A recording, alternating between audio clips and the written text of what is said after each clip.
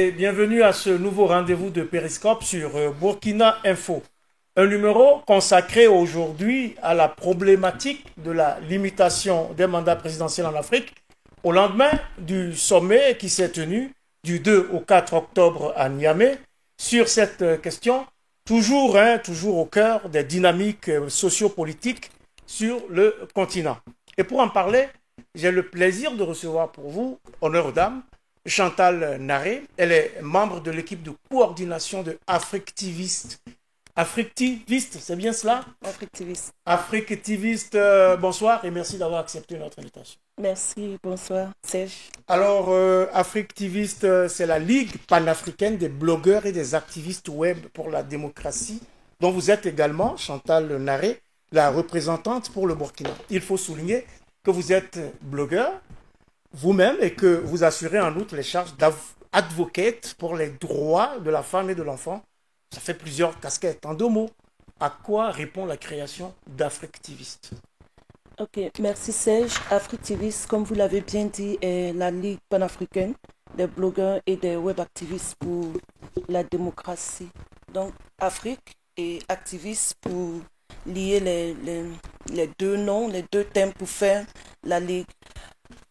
Pourquoi Africtiviste? En novembre 2015, il y a eu le premier sommet qui s'est tenu à Dakar.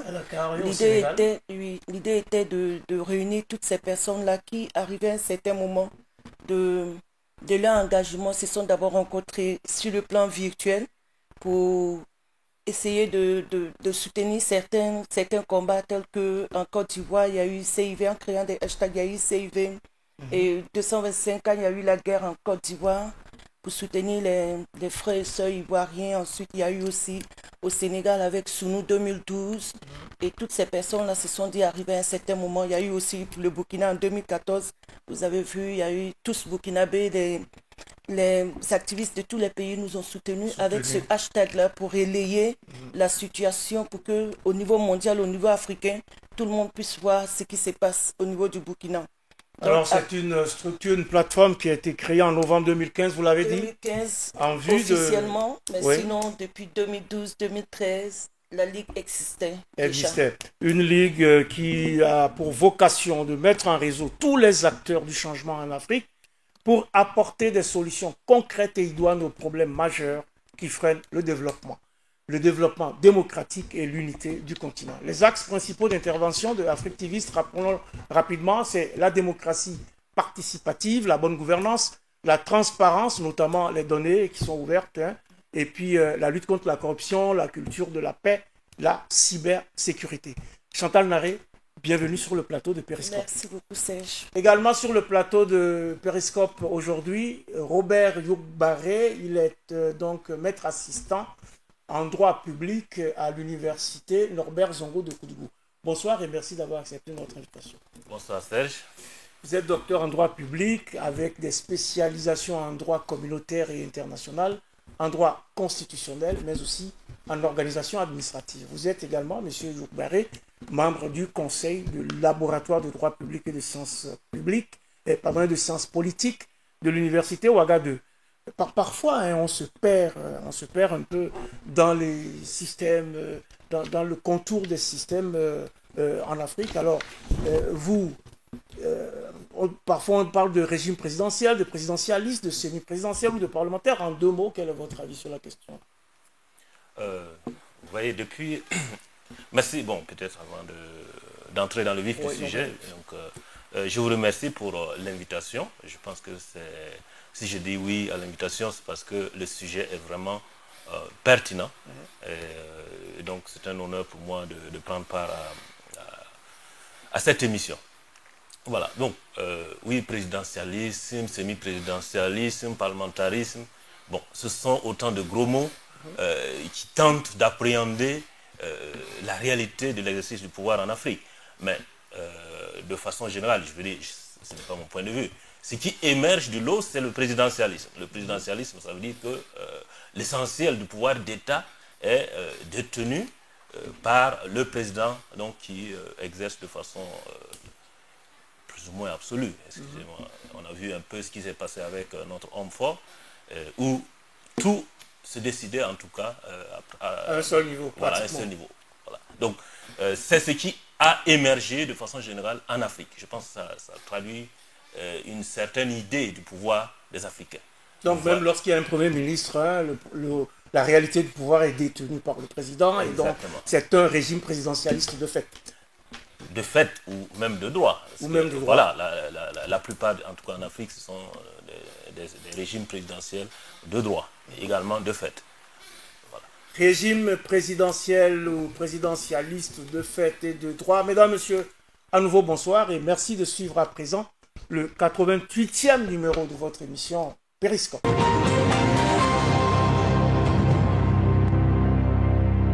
Niamey, la capitale du Niger, a abrité du 2 au 4 octobre dernier un sommet sur le constitutionnalisme et la limitation des mandats présidentiels en Afrique, initié par le National Democratic Institute, le NDI, et ses partenaires, notamment la Fondation Kofi Annan, Open Society Initiative for West Africa, c'est OSIWA, et le Africa Forum. Eh bien, ce sommet a enregistré la participation de plusieurs anciens chefs d'État et s'est achevé avec l'adoption d'une déclaration dite de Niamey en guise de plaidoyer en faveur de la limitation des mandats présidentiels sur le continent.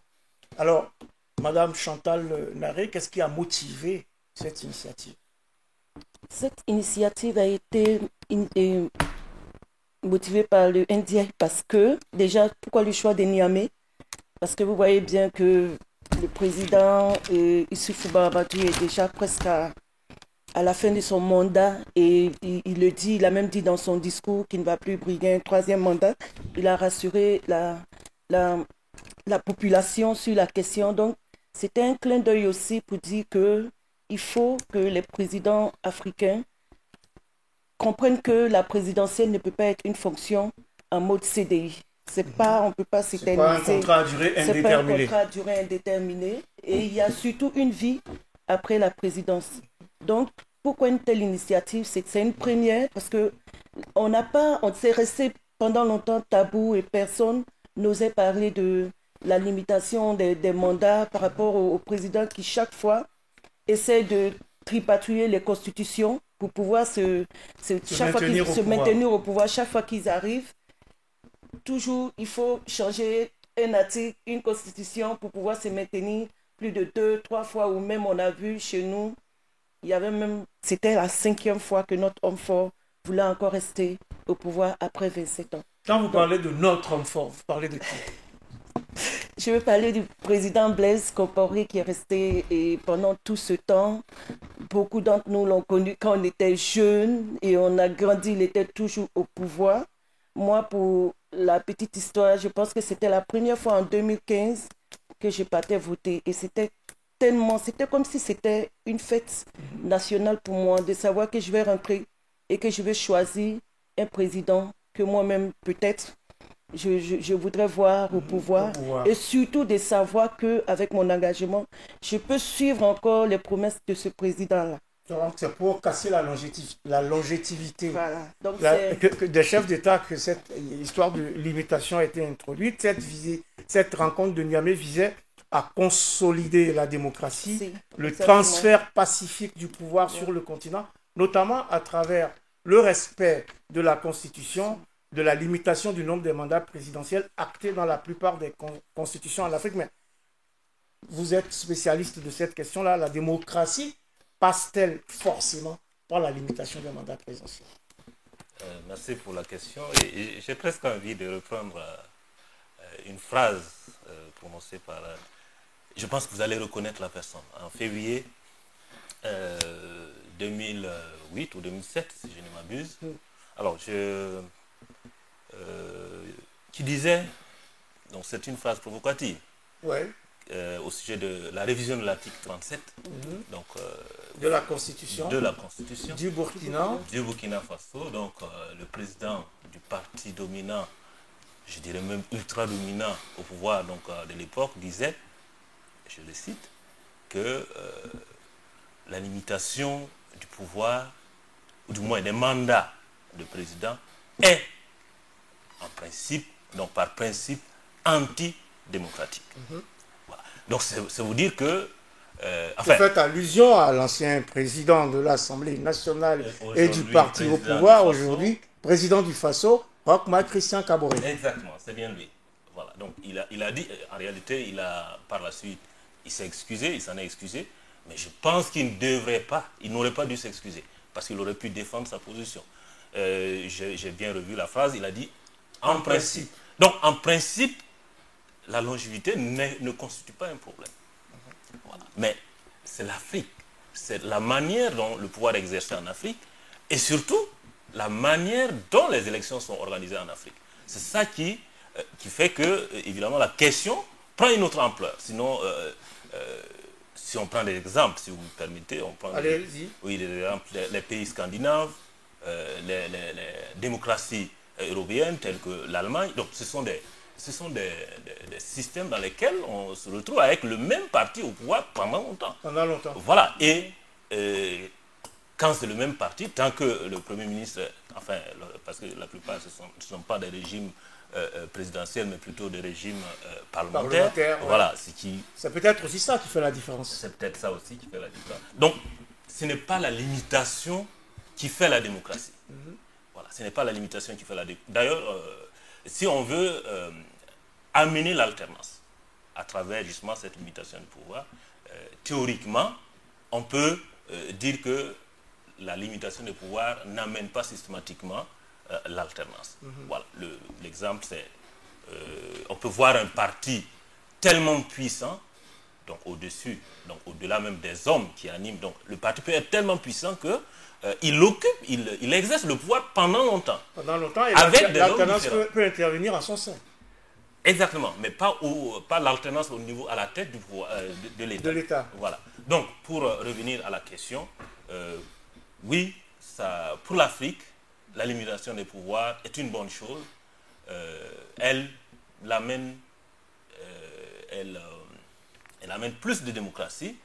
Elle permet surtout de cultiver, on va dire, une certaine démocratie. Voilà. Mais ce n'est pas dans l'absolu que l'alternance, ou du moins la limitation des pouvoirs, oui, alors, Madame Larrey, ce n'est pas dans l'absolu que la limitation des pouvoirs ou la limitation des mandats présidentiels cultive le sentiment démocratique ou fait progresser la démocratie dans un pays.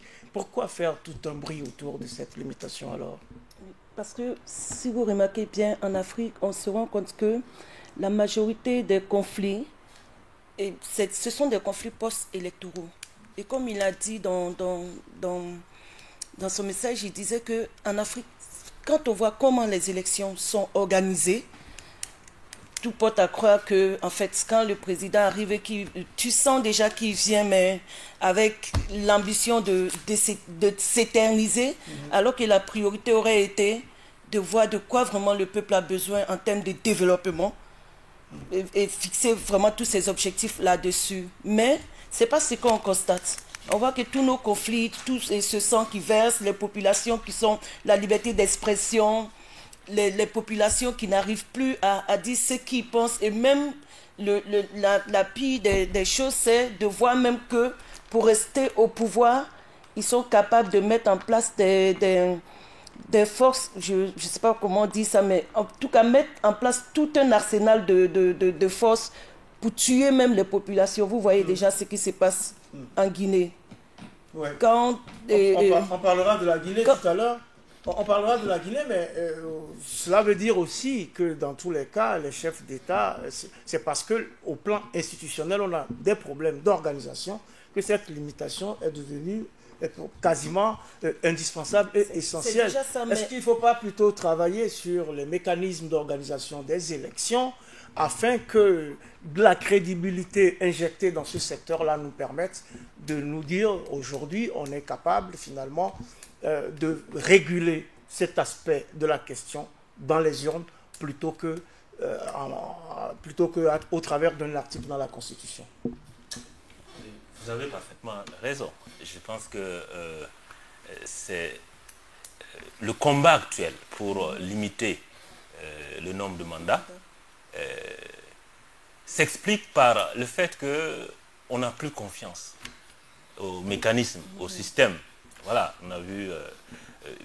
je voudrais citer ici des études qui ont été faites respectivement par le Centre de gouvernance démocratique, donc depuis 2000, dans les années 2008, donc une étude sur l'alternance qui est encore d'actualité. Il y a également l'article du professeur Loada, qui était pionnier en la matière sur la limitation des mandats présidentiels en Afrique francophone.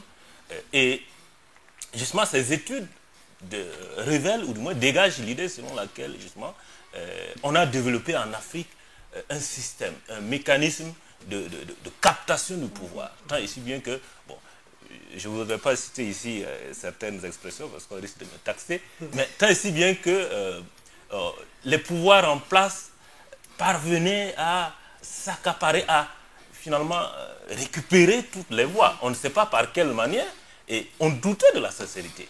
On doutait de la sincérité quand on est à 91%, 98% des voix, on se demande bon, où se trouve la vérité. Où se trouve la vérité? En tout cas, les chefs d'État qui étaient présents à ce sommet à Niamey ont estimé que la limitation des mandats constitutionnels est essentielle en Afrique. Ils expliquent d'ailleurs pourquoi dans cet élément que je vous propose de suivre.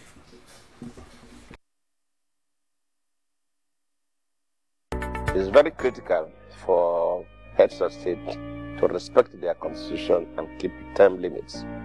That is the ideal globally. And any attempt to alter this has been a source of strife and crisis in Africa. Nous devons marcher au pas du monde parce que nous sommes dans un village planétaire. Il n'y a rien de nouveau sous le soleil. Mais je suis là ici aujourd'hui pour que l'Afrique, la renaissance africaine devienne une réalité. Ça, c'est pour ça que nous sommes là. La démocratie étant le gouvernement du peuple, par le peuple et pour le peuple, eh bien, il faut périodiquement donner l'opportunité à ce peuple-là de s'exprimer, de faire des choix libres et des choix conscients. We do not want a democracy that depends on only a few people. A democracy works well when all people have an opportunity to participate in it. And so if we have one individual becoming a leader for too long, that in a way diffuses the voice of majority of the people who, for example, would like to contest to become leaders in that country.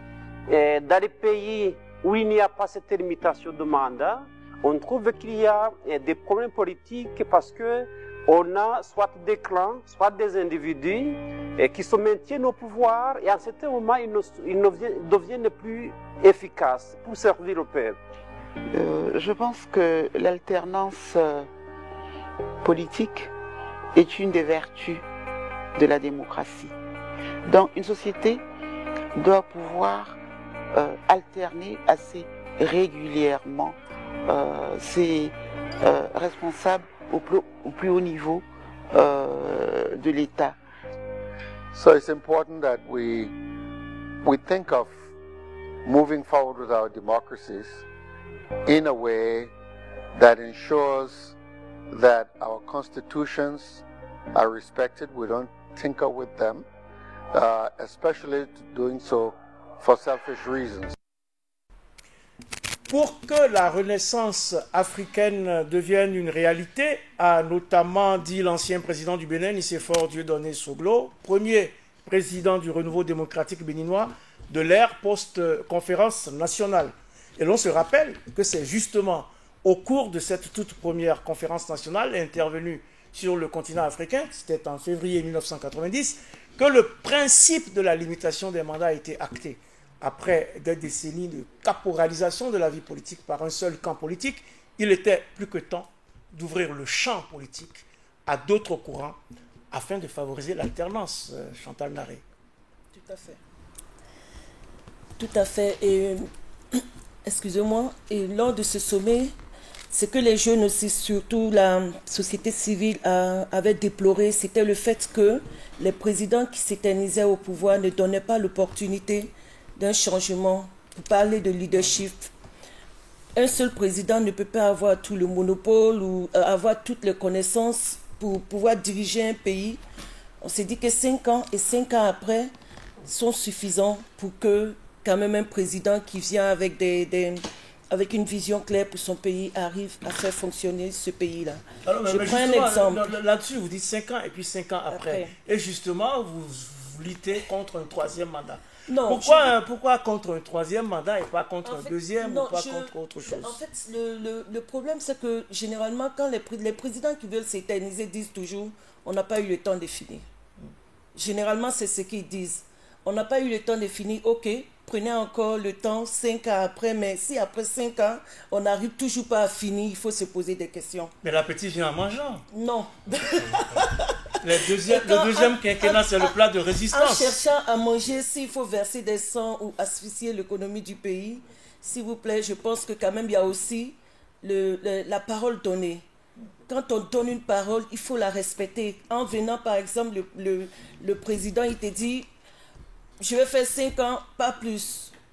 Et après, on s'éternise, on pense que, comme je disais au début, c'est un contrat à durée indéterminée avec le pays. Non. Je pense qu'il faut donner l'opportunité aussi à d'autres personnes de pouvoir diriger aussi le pays avec une autre vision.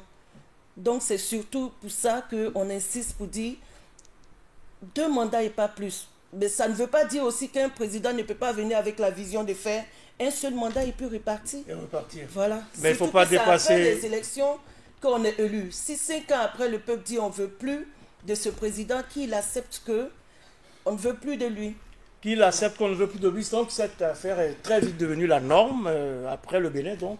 Et puis c'est la limitation des mandats partout, dans les constitutions, un quinquennat renouvelable une seule fois. Et donc, mais c'est un système qui a eu également ses détracteurs. Hein. On a assisté à des révisions constitutionnelles à n'en pas finir, ici et là, pour déverrouiller justement ce que certains ont considéré comme un maudit cadenas. Alors, quel rôle?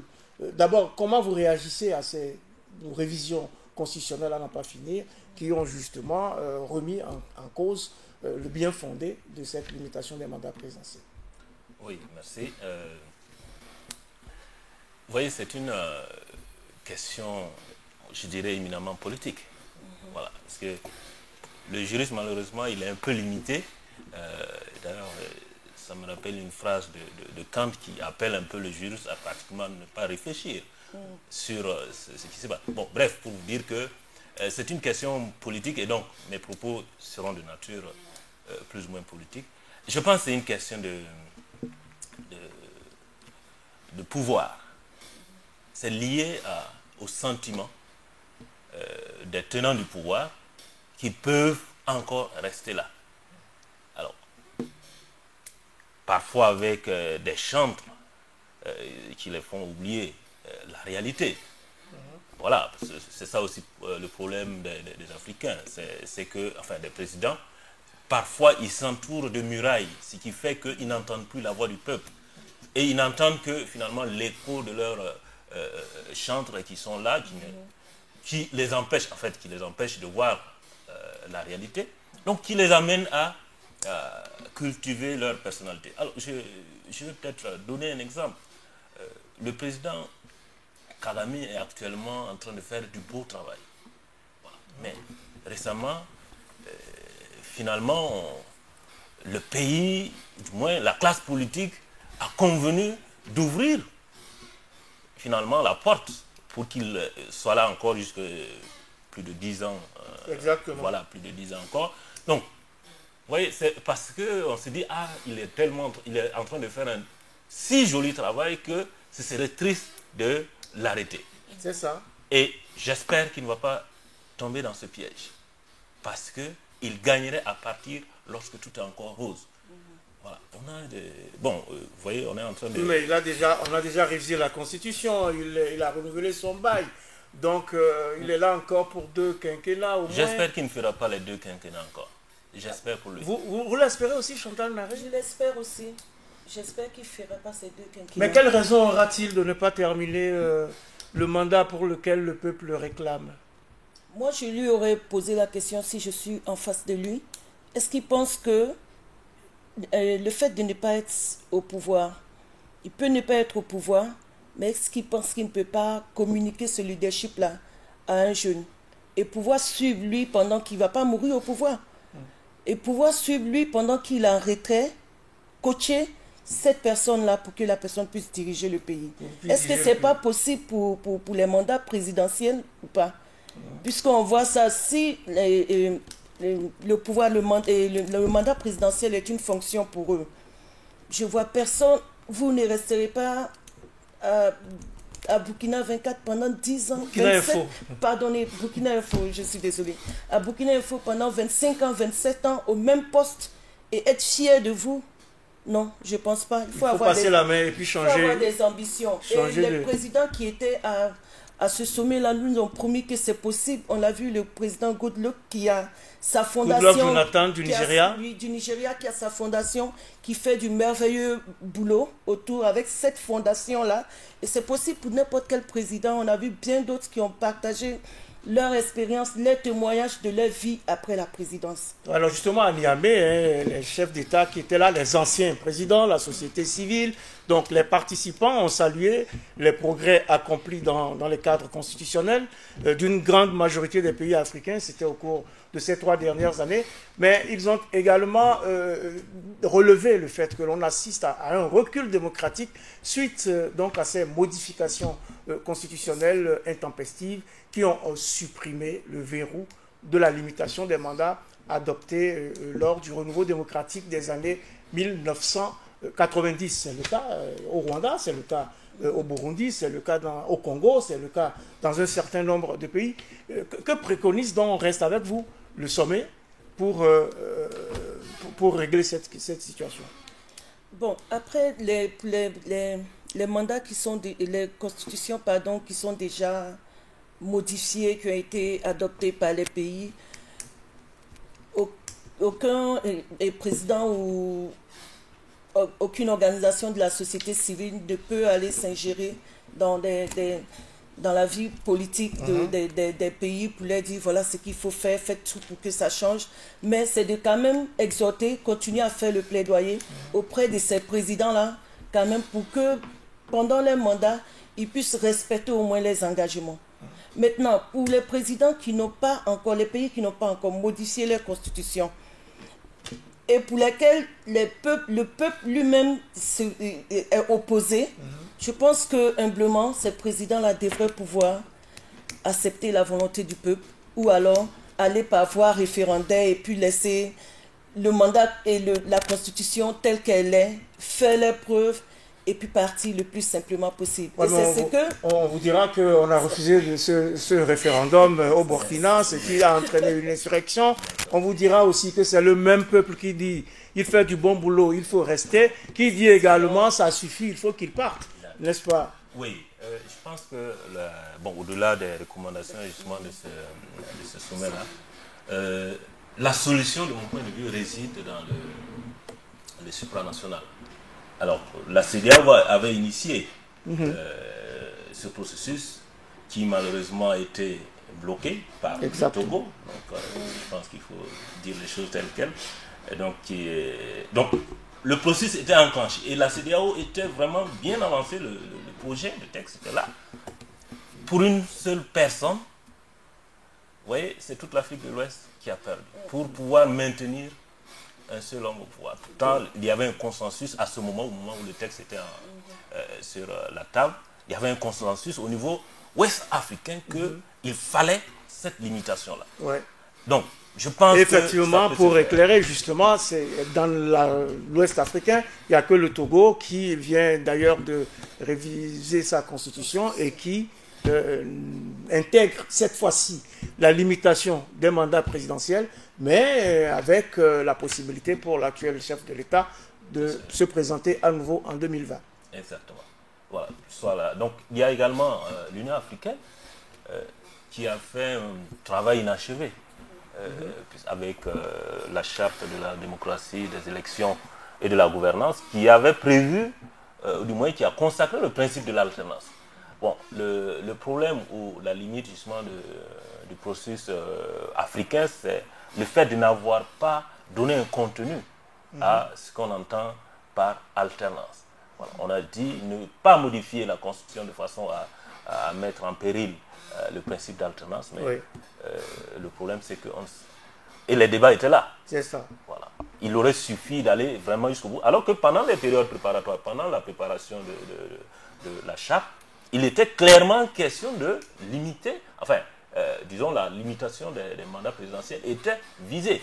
La limitation était visée, mais on n'est pas allé jusqu'au bout. On n'est pas allé En tout jusqu'au cas, on ne peut pas non plus dire que tout a mal fonctionné sur le continent. Dans son ouvrage intitulé « Les partis politiques de l'opposition en Afrique, la quête du pouvoir », le fonctionnaire international Issaka Souaré indique que, je cite, entre 1990 et février 2018, 21 chefs d'État africains ont quitté le pouvoir après avoir épuisé leur mandat constitutionnel.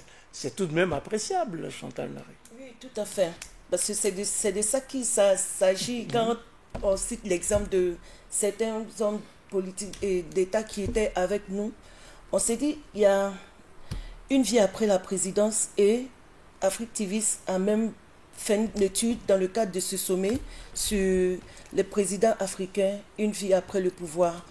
Donc une étude sur 20 pays dans lesquels on a essayé de voir où il y avait les défis démocratiques. Et après, dans cette étude-là, on a fait ressortir aussi le fait que il y a eu quand même des présidents, on a vu le président ghanéen, on a vu ceux qui étaient avec nous, on a vu pas mal de présidents qui se sont retirés, mais qui continuent à influencer leur pays. Et nous, on s'est dit... À aucun moment, ils vous ont dit qu'ils ont regretté d'être partis? Non, du tout. Mais est-ce qu'ils On le n'a diraient? pas... même s'ils le disent, mais la façon dont ils sont partis, on peut savoir s'ils regrettent ou pas. Moi, je ne sais pas si le président nigérien aujourd'hui, il envie son homologue et président actuellement, je ne sais pas. Le pouvoir, pourquoi finalement? Puisqu'il arrive à impacter son pays, il arrive à influencer. Et au moins, l'autre avantage, c'est qu'il n'est pas... Il ne va pas prendre une autre nationalité ou bien il n'est pas recherché par la CPI ou je ne sais pas quel autre... voilà. Ouais. Donc, il arrive quand même à fonctionner comme... à circuler comme un citoyen lambda dans son propre pays. Mon avis est que c'est déjà très important. C'est important. Sa liberté. Monsieur Youkbari, comment ça se fait que certains chefs d'État y arrivent et que d'autres s'entêtent et ne veulent pas partir, à l'image de Mamadou Tandja, il y a quelques années, qui s'est accroché au pouvoir au point de déclencher un coup d'État en 2010 pour qu'on balaye finalement son tazarché, c'est-à-dire la continuité. Oui, pourquoi? Vous voyez, vous avez utilisé une expression tout à l'heure. L'appétit vient en mangeant. Oui, certains y ont pris du coup et ne souhaitent plus, évidemment, se passer du caviar. Mais je pense que la différence se situe au niveau de la gestion du pouvoir. Voilà. On reconnaît qui a bien fait, qui n'a pas bien fait. Généralement, ceux qui ont géré correctement, de façon transparente, et qui ont poursuivi un idéal, n'ont aucun mal à partir. Oui. Quand on est sérieux, les projets de société, ça s'inscrit dans le temps. Exactement. Voilà, si on vient avec un programme... Et puis il faut travailler pour les générations futures. Donc, je voulais même en arriver là, c'est l'institutionnel. Bon, quelqu'un avait dit qu'il faut en Afrique des hommes forts, mais je persiste, je signe, je suis d'avis du président, l'ancien président ghanéen qui disait qu'il faut des institutions fortes. L'ancien président américain Barack Obama qui a dit donc qu'il fallait donc plutôt des institutions fortes. Oui, mais avant lui, Rawlings avait dit que lui, son ambition, c'était justement de mettre au Ghana des institutions tellement fortes, oui, en effet, que le diable lui-même ne peut plus, n'arrive plus à changer quoi que ce soit. Exactement. Donc, c'est ce qu'il faut en Afrique. Parvenir à institutionnaliser la chose, c'est-à-dire la fonction présidentielle. Non plus voir la présidence comme finalement une fonction personnelle, ou du moins une propriété personnelle. Donc, en résumé, là se trouve la différence. Il y a ceux qui croient à la fonction et ceux, en réalité, qui viennent pour leur propre intérêt, donc non pas pour l'intérêt, comme madame le disait, pour l'intérêt du peuple. Donc si vous avez bien géré, vous n'avez aucun problème à partir. Vous n'avez pas de difficulté à partir si vous avez bien géré. En tout cas, selon un état des lieux réalisé en 2017 par Issaka Souaré, nous avons 35 pays sur le continent qui limitent le nombre de mandats de leurs présidents. 12 pays africains n'ont aucune clause de limitation de mandat dans leur constitution, pendant que 6 pays ont aboli cette limitation du mandat de leur constitution. Il y a 2 pays, le Rwanda et le Congo, qui ont modifié leur constitution et la disposition sur la limitation du mandat, tandis que 4 pays ont aboli la clause limitative avant de la rétablir. Donc, que pensez-vous de cet état des lieux qui est un peu contrasté, mais qui montre bien que la plupart des pays ont indiqué clairement qu'il y a une limitation du nombre de mandats présidentiels? Oui, c'est un état des lieux, je veux dire, sérieux, réaliste. Donc ça reflète la réalité. C'est dire que ce n'est pas aussi catastrophique qu'on ne le pense. Mais je pense que le combat actuellement, c'est de parvenir à régler définitivement la question. C'est pour ça qu'on en parle. Sinon, ça ne veut pas dire que c'est encore la règle. La règle n'est plus à ce niveau. Mais vous voyez, quand des pays qui ont servi d'exemple essayent de reculer, je parle, enfin, jusque-là, le président Condé n'a pas clairement dit que c'était ça son objectif. Mais si tel est le cas, ce serait regrettable. Parce que c'est l'un des pays qui avait clairement marqué des points dans ce domaine. Voilà, donc ce n'est plus donc, le décloisonnement ou la non-limitation n'est plus la règle. C'est la limitation qui est la règle. C'est la non-limitation qui est devenue l'exception. C'est devenu l'exception. Voilà. Mais le combat, c'est qu'on parvienne en Afrique à instaurer définitivement une bonne fois pour toutes. Peut-être que cela entraînerait une culture de la démocratie. Et peut-être ultérieurement, la question ne se posera même plus. Il y a des pays où il n'y a pas de limitation. Instaurer une culture de la démocratie en faisant en sorte que la limitation soit de fait, c'est également le combat des afrectivistes, c'est également la vocation de ce sommet. Vous avez rencontré d'anciens chefs d'État là-bas. Qu'est-ce qu'ils vous ont dit finalement? Monsieur Youkbari a évoqué tout de suite donc, le cas de la Guinée. On sait que là-bas, il y a des échauffourées entre manifestants et forces de l'ordre au sujet justement de cette révision constitutionnelle qui est annoncée. Comment vous voyez tout ça? C'est déplorable. En fait, quand je pense à ce qui se passe en Guinée, parce que hier, je suivais les événements, je voyais un peu comment on tuait les gens, on a vu des corps, on a des amis, on a des gens qui sont là-bas qu'on connaît. Et quand on voit ça et qu'on se dit, c'est juste pour un poste, on se rend compte que le problème de l'Afrique, c'est aussi ça, s'accrocher au pouvoir. Donc, il faut limiter le mandat. C'est déjà un début de solution. Oui, mais madame, pour autant, jusque-là, le président Alpha Condé n'a pas dit qu'il va briguer un 3e mandat. Mais pourquoi est-ce que pour autant réviser même déjà la Constitution? Mais pour la toiletter, pour l'améliorer, par exemple. Mais pourquoi toucher dans la Constitution? Pourquoi c'est le nombre de mandats qui est visé?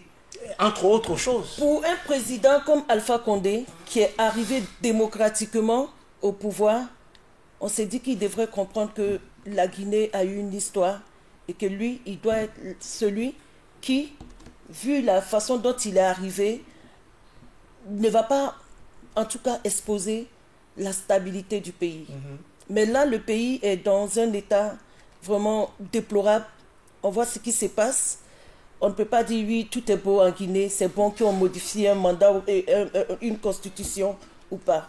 Moi, franchement, je vois ça, je suis vraiment écœurée et je me dis, si vraiment Alpha Condé peut entendre la voix de l'Afrique, qu'il puisse essayer de se ressaisir, lui et ses gens, on a vu des déclarations graves à la télé. On a vu des déclarations graves par rapport à la population, par rapport à toutes ces exactions qui sont en train d'être faites sur des jeunes. On a vu même, si c'est confirmé, c'est encore grave, une note qui est sortie pour dire que le président, dans les jours à venir, va suspendre toutes les organisations de la société civile qui se sont opposées à la révision de la Constitution. Ce n'est pas acceptable. Ce n'est pas acceptable aujourd'hui. On a dépassé ça, mais ça veut dire que 5 années pratiquement après octobre 2014 à Ouagadougou, les gens n'en ont pas tiré des leçons, ou alors ils se sont rendus compte que finalement, bon, c'est une situation burkinabé et que ça n'a rien à voir avec leur propre histoire. C'est quand même dommage qu'on ne puisse pas tirer des leçons de ce qui nous arrive à un point ou à un autre du continent, non? Oui, vous savez, les politiciens n'ont pas de mémoire. Rappelez-vous, Blaise Compaoré, à son temps, était médiateur. Il était donc au temps fort.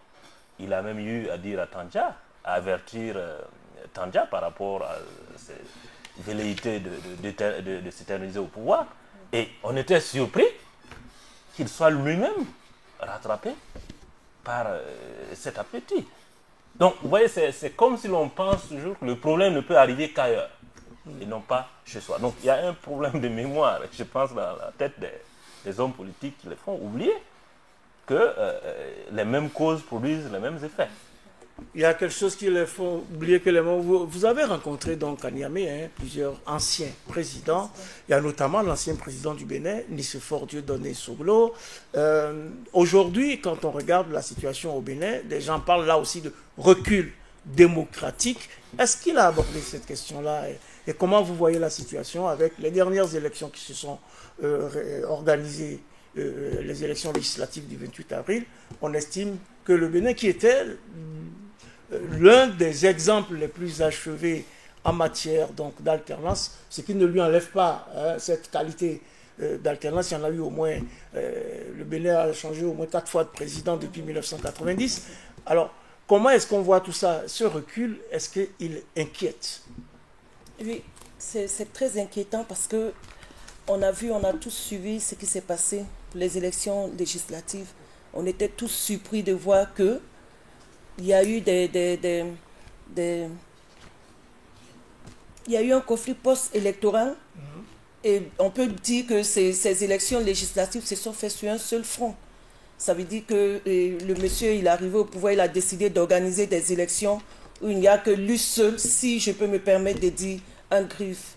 La population s'est dit, bon, on n'est pas d'accord, tu es arrivé quand même après des élections transparentes, après des élections démocratiques, et quand tu viens, c'est pour modifier, d'abord il va modifier la Constitution.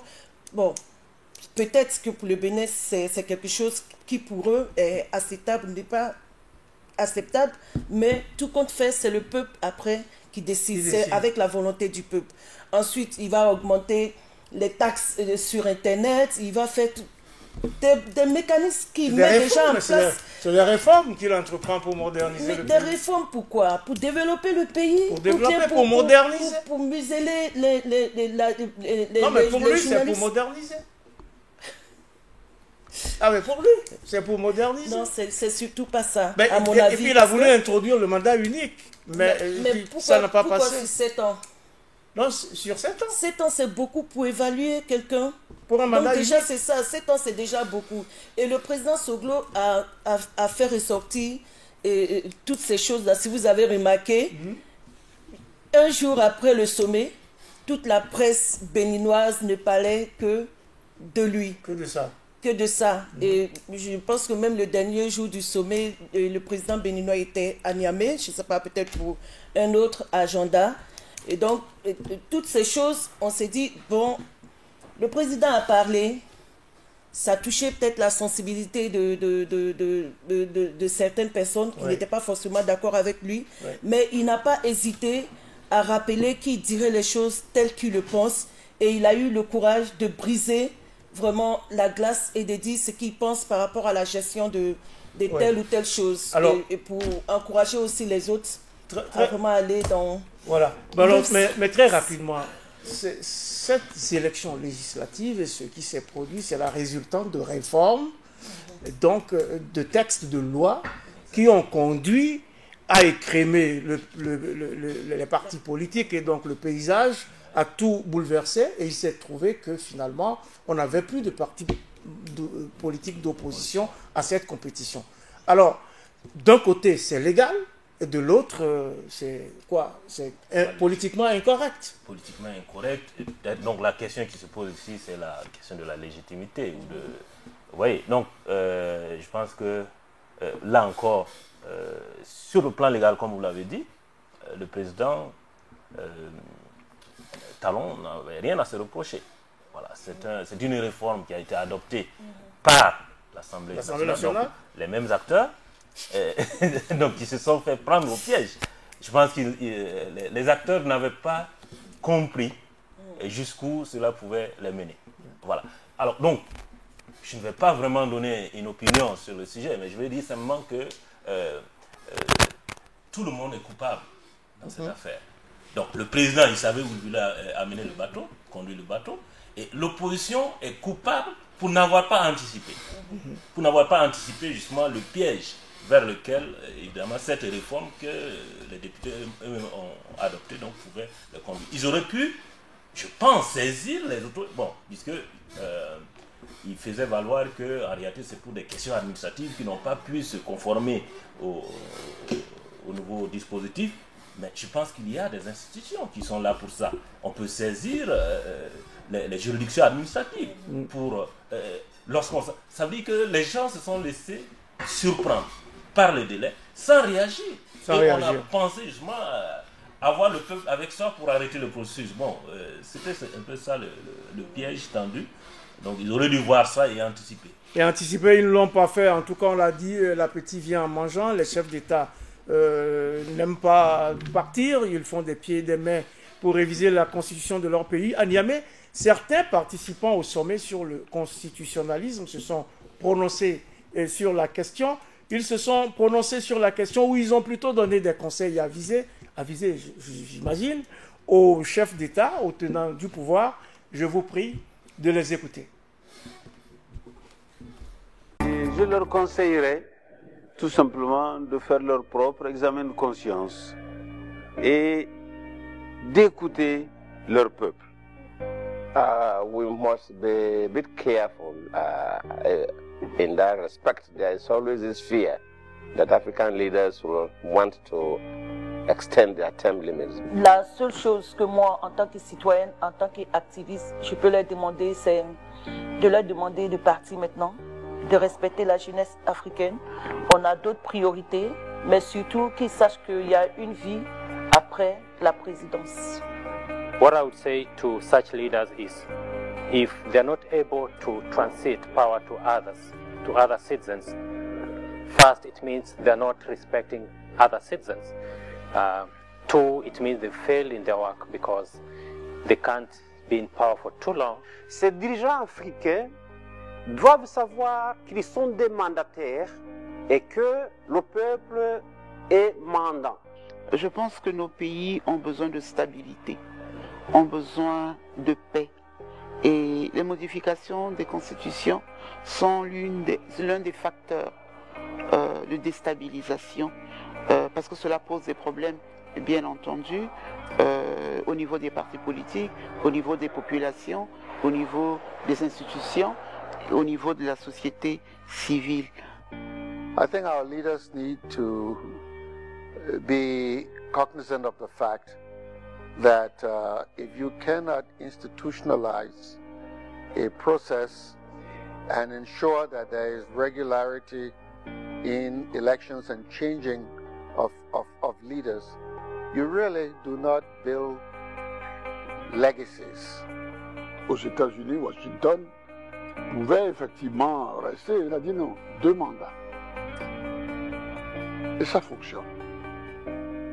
Pourquoi ne pas, il n'y a aucune honte. Si quelque chose marche, à le copier, c'est tout. Il faut qu'ils sachent qu'il y a une vie après la présidence. Dites-vous, Chantal Naré, dans cet élément, comment fait-on pour rassurer les chefs d'État qui hésitent encore à s'inscrire dans cette dynamique? Je pense que dans la déclaration qu'on a présentée aux Africains, on avait demandé aussi, en fait, c'était une des questions aussi, une des recommandations, c'est de pouvoir faciliter les transferts, des transferts pacifiques, et surtout aussi de pouvoir aider les chefs d'État à se reconvertir. Mettre en place peut-être des mécanismes pour les aider à comprendre cela. Mais déjà, nous, c'est de commencer avec l'aide de ceux qui ont réussi à faire des plaidoyers pour qu'ils comprennent que c'est possible, parce qu'il y a d'autres qui pensent que c'est pas possible. Il y a aussi à côté de ça ceux qui peuvent pas quitter le pouvoir, parce que après, s'ils abandonnent le pouvoir, ils sont poursuivis par la justice et tout ça. Donc c'est pas peut-être évident, mais déjà s'ils comprennent que quand je viens au pouvoir, c'est pour partir, comme il le disait M. Youk Barré, ils doivent comprendre en même temps que la façon dont je vais gérer le pays peut me poursuivre. Dans chaque entreprise, il y a une audit à la fin d'année. Donc, à la fin de son mandat présidentiel, il faut qu'il comprenne qu'il aura cette sorte d'audit-là et que pour cela, il faut que je gère bien. Il faut que je gère bien, il faut que je me comporte bien pour pouvoir bien partir afin de bénéficier ensuite des lauriers de mon départ. Mais ce n'est pas faute d'avoir pensé à la vie de nos gouvernants après la présidence. La fondation Mo Ibrahim a initié depuis 2007 le prix Mo Ibrahim pour le leadership d'excellence en Afrique. Ce prix met en avant, et je cite, le travail dans l'intérêt du public ou son action en faveur du développement durable d'un ancien chef d'État ou de gouvernement d'un pays d'Afrique subsaharienne qui a quitté ses fonctions au cours des 3 dernières années. Fin de citation. Ce prix est assorti d'ailleurs d'une très belle cagnotte de 5 millions de dollars ainsi que d'une pension annuelle à vie de 200 000 dollars doublée si l'ancien dirigeant fonde une œuvre caritative. Comment peut-on encore aider les chefs d'État à bien se comporter en amont pour pouvoir bien partir par la suite? C'est une belle initiative, non? Très beau, et je pense que même sans ce prix, les anciens chefs n'ont pas de problème de trésorerie. Ce n'est pas ça le problème. Je pense qu'en réalité, la limitation des mandats, du nombre de mandats, est la solution pour mener une belle vie après. Pourquoi? Parce que, tout simplement, c'est à force de rester longtemps dans une chose, on finit par s'identifier à la chose. Et donc, on n'arrive pas à imaginer autre chose. Mais si l'on occupe le poste en sachant que c'est provisoire, c'est temporaire, c'est compté, on prépare l'après. Voilà, donc je pense que c'est une dialectique, c'est un cercle vicieux. Si on limite les mandats, la vie après devient plus aisée, devient plus facile. Ouais. On a vu dans certains pays des anciens chefs d'État qui se baladent tranquillement dans les rues, qui peuvent aller ici et là et s'exprimer.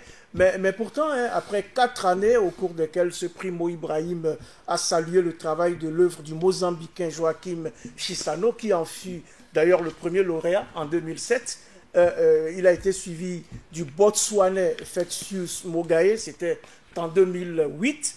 Il a fallu attendre 2011 pour primer le Cap-Verdien Pedro Pires, nouveau passage à vide ensuite, jusqu'en 2014, avec le sac du Namibien Hifikepunye et Pohamba. Et le dernier, en date, c'est une femme.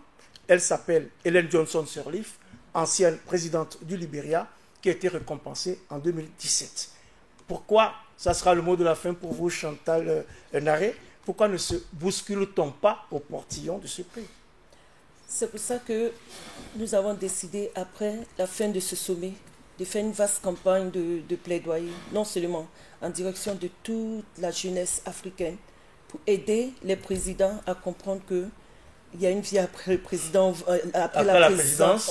On va pas arrêter de répéter ça. Et c'est pour ça d'ailleurs qu'Afrique TV, et je salue tous mes frères Afrique TV qui peut-être vont suivre cette émission, c'est pour ça qu'Afrique TV essaie de plutôt militer pour la co-construction.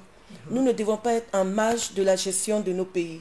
Comment on peut aider nos présidents, nos dirigeants à comprendre qu'eux, ils sont peut-être à la tête du pouvoir, mais nous, on a aussi des compétences pour les aider avec les nouvelles technologies, avec tout ce qu'on a comme nouveau on peut les aider à pour mieux les gérer, accompagner à mieux gérer toute cette histoire. Surtout, on a le droit en tant que citoyen de participer à cette gestion. Alors, c'est ce que vous avez dit tout à l'heure, et pour Mo Ibrahim, qui est donc l'initiateur de ce prix, je le cite, « Trop de chefs d'État africains se croient irremplaçables », fin de citation. C'est ce que vous avez dit tout à l'heure. Comment on fait pour qu'ils ne se sentent pas irremplaçables? L'institutionnalisation. Je pense que je n'en dirai pas plus. Il faut avoir des institutions fortes auxquelles vont adhérer les populations. Voilà. Je pense que le jour où le pouvoir d'État sera véritablement institutionnalisé en Afrique et que les Africains se seront appropriés justement cela, la question ne se posera plus. La question ne se posera plus. Il nous faut construire des institutions fortes, plus fortes ces institutions-là que les hommes, afin que ces hommes s'inscrivent dans la dynamique de cette limitation et travaillent à gérer une vie après la présidence.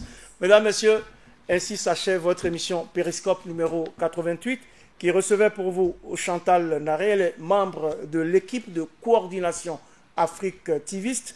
Merci d'avoir honoré le plateau de Périscope. Également sur le plateau de Périscope aujourd'hui, Robert Youkbaré, maître assistant en droit public à l'université Norbert Zongo de Koudougou. Merci d'avoir accepté notre invitation. Tout le plaisir était pour moi. Merci beaucoup, Serge. C'est Clarisse Benao, que je remercie, qui a signé la réalisation de ce numéro de Périscope. Elle était appuyée de Aïda Sankara au son. Ibrahim Soro était sur les caméras.